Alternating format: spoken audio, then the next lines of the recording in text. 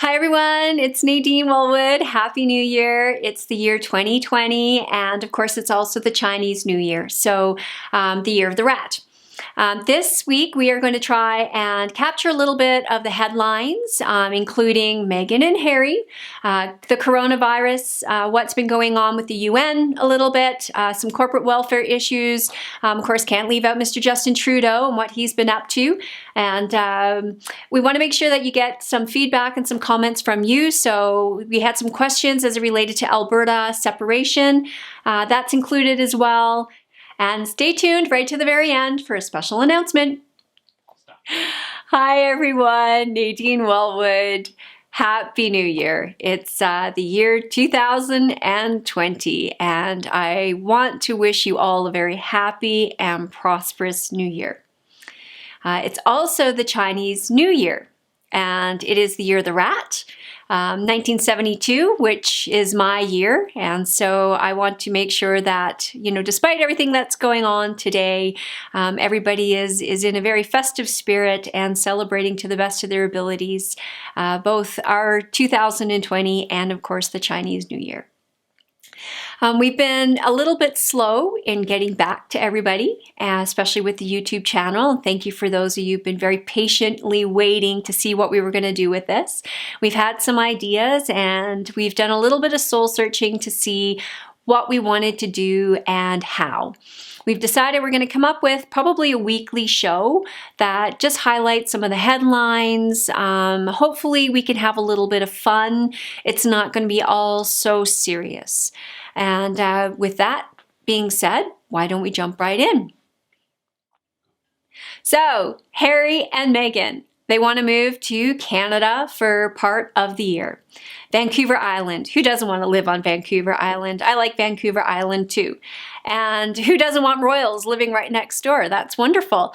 But Trudeau offered to pay for some of their security detail. Curious how you feel about that. I can think of better ways myself to spend $1 million or $2 million a year. And, I'm more than welcome to come, obviously. But I think if you're going to move to Canada, just like everybody else, you follow the same process as everybody else. And you also pay your own way. Conservative leadership race. Wow. Is there one? Anybody who was supposedly the shoe-in for this is dropping off like flies. And can you necessarily blame them? I think some of the better options that we did have available are fast and furious departing from the scene. And, what are our options right now? Erin O'Toole, Michelle Rempel hasn't decided yet whether she's going to step in. I see some challenges with Michelle in particular because I went to her site even when we were campaigning and I'd never gone to her Facebook page before and I was blocked before I even had a chance to look at her Facebook page. So apparently Michelle would have to unblock, half of Canada in order to present information to get out for the leadership race. Peter MacKay is already campaigning. Love to see what you guys feel and what you think as far as the leaders and the choices that we do have to date for the Conservative Party of Canada. I think personally the party is broken. I think it's a broken party. I think it lacks principles and direction, and I don't see any real leadership coming out of the party. Nothing that impresses me. My other thing is it's kind of brought me back a little bit to our election night where I looked at the results and went, is Conservative really an option anymore? Conservatism to me seems to be a dead philosophy or thought in Canada. All our major political parties, including our Conservative Party of Canada, has continually moved further and further left, and I do not see them changing that direction anytime soon. So thoughts on around that, and let me know what you think as to whether or not you feel there's a position or an option for the People's Party of Canada. Max is still in the high working. He's still sending out tweets. He's keeping the party alive. Let me know what you think as far as some directions that you think he should be taking as well, and some steps maybe that we should be doing. So coronavirus, 81 people dead, 2,800 confirmed cases. We do have some confirmed cases here in Canada right now, and we have 50 million people Beijing has quarantined. They are, I think, doing their best to contain the virus.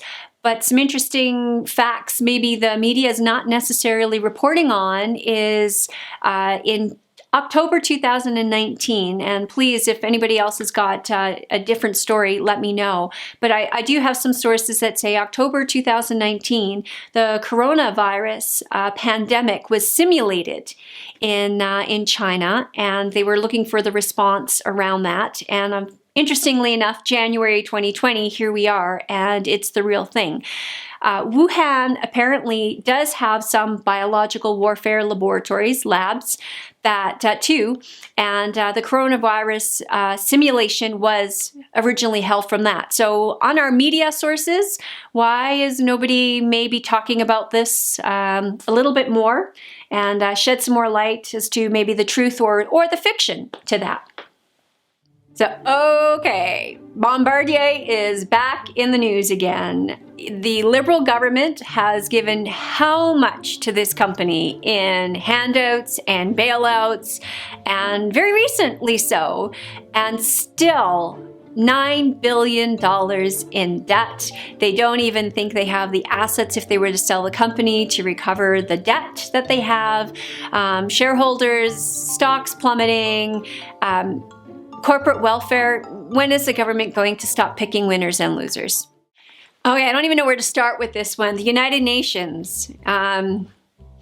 Let's start with climate refugees. The UN published a notice just last week that the world should be preparing for 70 million climate refugees. If anybody knows the definition of a climate refugee, can you please send it to me? Because I'm not exactly sure. Alberta had minus 40 just a few days ago here. Do I qualify as a climate refugee? Apparently Canada has a very big role to play in the climate because we're supposedly these big emitters of CO2. Are we the ones that are being relocated? Because it seems to me like everybody wants to come here. Climate refugee, 70 million people. You tell me. So the last thing I'll say today about the United Nations, because we could go on, I'm sure, for much longer, but pipelines apparently are racist. I'm just going to leave it at that. On an interesting note, I have been looking through some videos of some rather interesting political figures as well as the people around them. And Jordan Peterson has come out with some new material if anybody is interested. One of the ones that, if you haven't read or seen anything yet from Peter Zeihan, that's Peter Zeihan, Z-E-I-H-A-N, I believe. He does a really great interview on YouTube, and he's a geopolitical expert, and he talks about some of the winners and the losers as he sees it as the U.S. is repositioning itself in the global affairs and pulling things back more to more of an imperialistic kind of positioning. He does mention about, you know, the U.S. would come out okay, Argentina, I do believe he's mentioned, New Zealand, Japan, and he talks about why. So for any of you who might be interested, there's a great video to check out. And the reason I bring that up is because I want to bring up some of Trudeau's actions as of late. And his actions from a standpoint of where is Canada in the global scheme of things.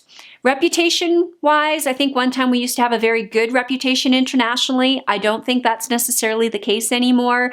Our biggest ally to the South has always been the United States, and we share common values, we share a common economy, we are major exporters, and when I look today at the actions that I see Trudeau taking in a number of different areas, we won't go into the details, who are we aligning with? It doesn't seem to me that we're necessarily aligning with the United States any longer, and we're aligning more with countries that don't necessarily share our same kind of values. Trudeau was commented on meeting with the leader of Venezuela and having discussions about democracy. Well, correct me if you think I'm wrong, but I'm not sure what Canada can learn from Venezuela about democracy, except for possibly what not to do. Alberta separation, it's on every Albertan's mind.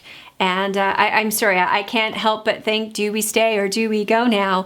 It's there's so many little groups that are popping up everywhere for Alberta separation, and nobody's really talking to anybody else.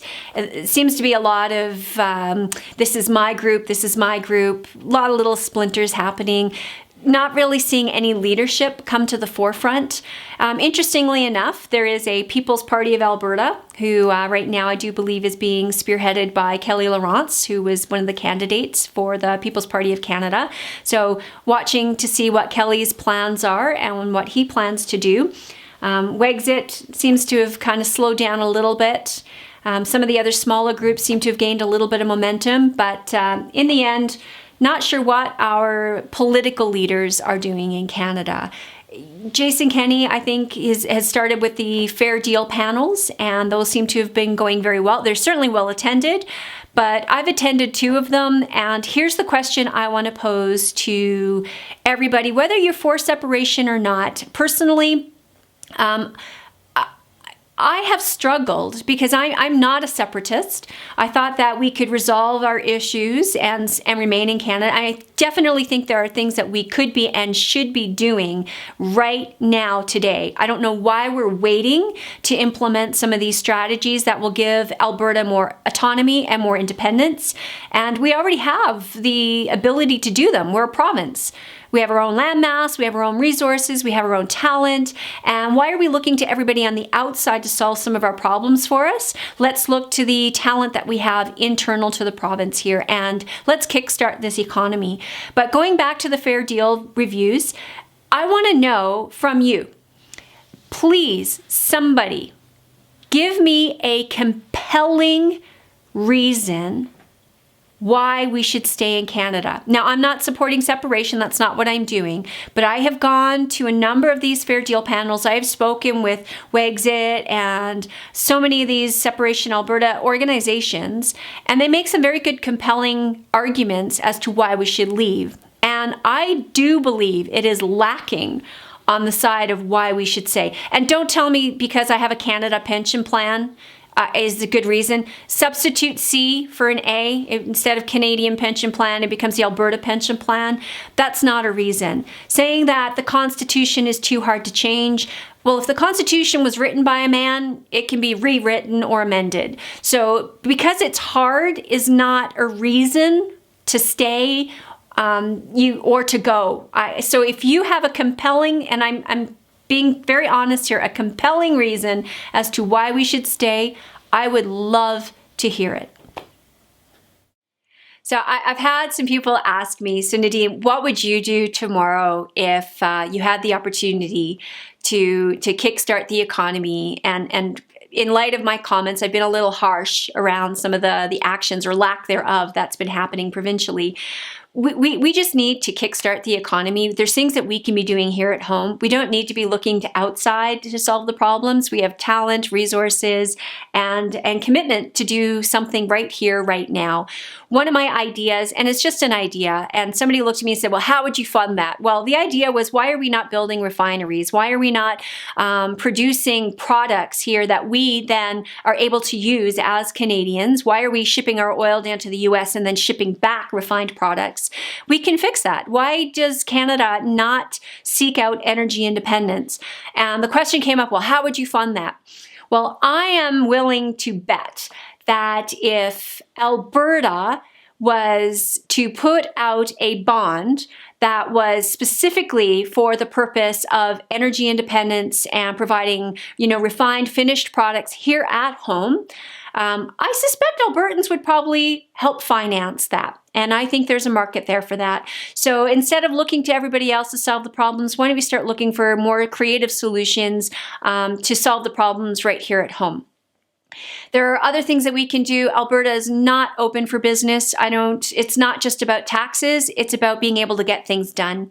It's about regulation, and we are overregulated. Government has to get off the neck of private businesses and private individuals and give them the ability to make decisions that they are accountable for, but that they can make decisions that they can run their business how they best deemed available. I had a quick conversation, and it was very quick in all honesty, with the Minister of Deregulation, and it was going to take him a year apparently to get a report to figure out where to start. Well, I've got a long list of where you can start, and pretty much start anywhere. So asked about, what are the three things that I would probably do tomorrow? Well, we could easily start with deregulating, making it easy for businesses. The idea around the refinery, I think, and issuing a treasury bond and raising some capital here at home to do some things for Alberta, for Albertans. The other one was, I think there was a missed opportunity when Jason Kenney responsibly was looking to reduce the budget and is still doing that. The labor unions decided that they were going to lay off 400 nurses. My response simply to that would have been, no problem. We can give them jobs. Why? Here's a question I want to know. Why is it that Canadians are going to Mexico, Costa Rica, the United States to get health services that they're willing to pay for? Why are we not providing Canadians with that service right here at home? Alberta could easily be the place where Canadians come to get private medical health care and services. And we have talent, skill, we have space. It is an excellent idea, and there is no reason why that's something that couldn't be done and initiated as well tomorrow. So recap, let's look at some treasury bonds, raise some money, build some refineries, manufacturing industry infrastructure right here at home. Let's take a look at what we can do to privatize and diversify our economy. Privatizing healthcare is an excellent option, I think. And third would be to deregulate. We need to make it favorable for people to do business right here at home. So everyone, thanks for listening. It's been the first video, and please provide us with your feedback, your comment. If you liked it, please click the like, the notification, the little bell so that you get the upcoming videos. Share with friends, and don't forget to subscribe. Next week, we're hoping to do something a little bit lighter and a little bit more fun, and tune back in to see what we have planned.